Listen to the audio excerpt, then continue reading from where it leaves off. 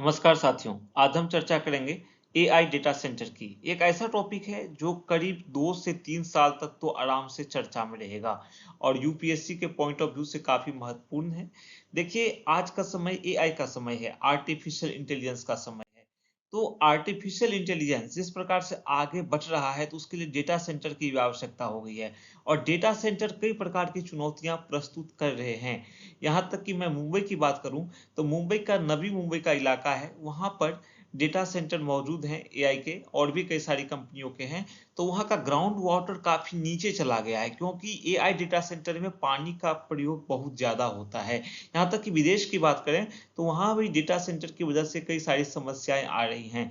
तो चर्चा करेंगे एआई डेटा सेंटर को लेकर कि एआई डेटा सेंटर कैसे चलेगा, क्या चुनौतियाँ हैं, क्या बेनिफिट हैं इसके, तो काफ़ी सारी बातें होंगी। आप निश्चिंत से एक तरह से थोड़ा समय देकर इस टॉपिक को अवश्य सुनिए, साथ ही आपके फीडबैक भी हम आमंत्रित करते हैं। तो देखिए, what will power AI data centres. AI data centres को सबसे पहली बात, विद्युत शक्ति कहाँ से मिलेगी? बिना विद्युत के तो चलेगा नहीं, तो कहाँ से मिलेगी? देखिए, फॉर द पास्ट 2 डिकेड्स, लगभग 2 दशकों से क्या है, भारत की जो इलेक्ट्रिसिटी डिमांड है, विद्युत मांग है, वो एक तरह से स्थिर रही है 5% पर, ठीक है। While energy and electricity demands have been traditionally manage. अब देखिए क्या है कि इलेक्ट्रिसिटी डिमांड जो है और एनर्जी की डिमांड जो है उसे ट्रेडिशनली परंपरागत तौर पर मैनेज किया है गया है, उसे प्रबंधन किया गया है, उसका सरकार ने योजना बनाई है, उसके लिए प्लानिंग की है, डेटा सेंटर को रोल आउट किया है, स्टार्ट किया है, इलेक्ट्रिक व्हीकल्स सरकार ने स्टार्ट किया है, एक तरह से उसको पहल को बढ़ावा दिया है, ईवी के पहल को आप सभी जानते ही हैं। ग्रीन हाइड्रोजन पर सरकार का जोर है, उस साथ ही 5G इंटरनेट ऑफ थिंग्स आदि पर भी सरकार का ध्यान है। 5G लॉन्च हो ही गया है, हम सभी 5G का यूज कर ही रहे हैं। विशेषकर जो सुदूरवर्ती क्षेत्र में रहते हैं लोग, उन तक 5G की सुविधा नहीं है, बाकी शहरों वगैरह में तो 5G आ ही गया है। दिस प्रोग्राम्स आर की ड्राइवर्स। देखिए, ये जो प्रोग्राम्स हैं जो सरकार ने लॉन्च किए हैं, ये एक प्रकार से ऐसे प्रोग्राम हैं जो इलेक्ट्रिसिटी कंजप्शन को जो है बढ़ाएंगे। जब ये नई नई पहलें आएंगी, नई नई चीजें आएंगी, तो विद्युत जो मांग है, विद्युत उपभोग जो है, उसमें वृद्धि होगी। ठीक है। चलिए, अब देखिए, इंडिया को डेटा सेंटर क्यों चाहिए? आखिर भारत को डेटा सेंटर क्यों? कुछ लॉजिक होगा ना, कोई पॉइंट होगा ना। तो देखिए, भारत को जो डेटा सेंटर चाहिए, कुछ कारण है इसके लिए। जो डिमांड है डेटा सेंटर का भारत में, वो कुछ कारणों से हो रहा है। क्या है? भारत सरकार की एक नीति है डिजिटल इंडिया और डेटा लोकलाइजेशन पॉलिसी है। भारत सरकार कहती है कि डेटा जो हमारा है, जो इंडिया का डेटा है, भारत सरकार कहती है बड़ी बड़ी कंपनियों की कि भारत का डेटा भाई इंडिया में रखो। इंडिया का डेटा जो है इंडिया में रहेगा, बाहर नहीं जाएगा। ठीक है। तो इसलिए यहाँ पे डेटा सेंटर होंगे। साथ ही इंक्रीज डेटा कंजप्शन, डेटा का उपभोग भी ज्यादा है, डेटा का यूज है, और 5G रोल आउट की बात है। These things are expected to enable the adoption of data intensive technology. अब देखिए, ये जो चीजें हैं, इससे डेटा इंटेंसिव टेक्नोलॉजी है, जैसे कि IoT है, इंटरनेट ऑफ थिंग्स है, आर्टिफिशियल इंटेलिजेंस है, इस सब का प्रयोग बढ़ेगा सरकार की पहलों से। तो नो डाउट हमें डेटा सेंटर की आवश्यकता होगी ही। भारत क्लेम करता है, दावा करता है कि हमारे पास यूरोप की तुलना में दोगुने इंटरनेट यूजर्स हैं, लेकिन डेटा सेंटर के मामले में हम काफी पिछड़े हुए हैं। जहां की यूरोप का आप देख सकते हैं, यूरोप और भारत का आंकड़ा क्या है, 1.4 गीगावाट वर्सेज 10 गीगावाट। देखिए हमारे पास कितना कम है। हालांकि जहां तक कि प्राइवेसी रूल्स जो इफेक्ट में भारत में आया है, ठीक है, और आएगा भी आगे जाकर, तो एआई अडॉप्शन जो है बढ़ेगा और भारत में जो है इंडिया की जो डेटा सेंटर कैपेसिटी है, क्षमता है, वो आने वाले समय में 27 तक 2 से तिगुनी हो जाने का अनुमान है। देखिए कितना पावर रिक्वायर्ड होता है डेटा सेंटर को। देखिए, एनर्जी जो कंजप्शन है, जो ऊर्जा ऊर्जा उपभोग है एआई डेटा सेंटर का, वो काफी ज्यादा है और एक तरह से क्रिटिकल चैलेंज प्रस्तुत करता है, मतलब महत्वपूर्ण चुनौती हमारे सामने प्रस्तुत करता है। दीज फैसिलिटीज जो हैं, ये फैसिलिटीज जो हैं, ये मात्र बड़े स्टोरेज यूनिट नहीं हुए हैं, ये एक तरह से कंप्यूटेशनल पावर हाउस हैं। यहाँ पे कंप्यूटेशन होता है, एक तरह से ग्राफिक प्रोसेसिंग यूनिट चलती हैं, साथ ही रैक्स होते हैं इंडिविजुअल जो कि 80 से 150 किलोवाट खपत करते हैं विद्युत, जो कि परंपरागत जो सर्वर्स हैं, ट्रेडिशनल एंटरप्राइज सर्वर्स हैं, जो कि 15 से 20 किलोवाट ही खत्म करते हैं, जबकि ये 80 से 150 तक चले जाते हैं। सोचिए।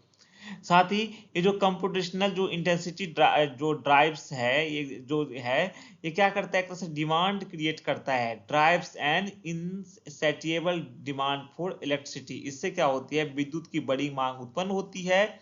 साथ ही एआई जो है एक तरह से इसका मोस्ट सिग्निफिकेंट ड्राइवर है, मतलब मुख्य कारण है इसके लिए।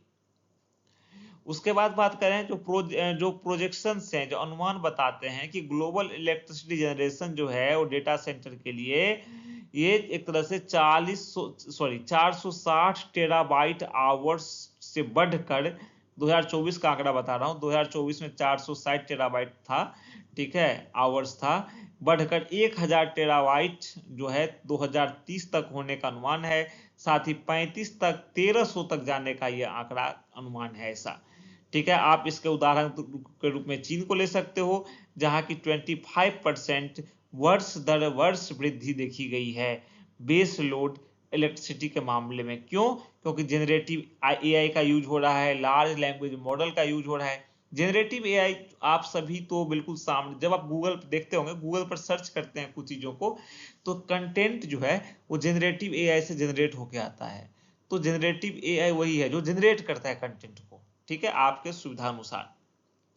चाइना डेटा सेंटर जो पावर कंजप्शन है, एक तरह से 400 प्लस मिलियन किलोवाट जो है 25 तक पहुंच सकता है। तो सोचिए कितनी बड़ी मात्रा में बिजली की आवश्यकता होगी, और उसी प्रकार से बिजली की आवश्यकता होगी तो हमें नवीकरणीय संसाधनों को और तेजी से एडॉप्ट करना पड़ेगा, क्योंकि हम थर्मल प्लांट से, परंपरागत कोयला चालित जो प्लांट है उसके माध्यम से इन विद्युत आपूर्ति की हम पूर्ति नहीं कर सकते। क्लाइमेट पर भी काफी ज्यादा असर पड़ जाएगा नहीं तो।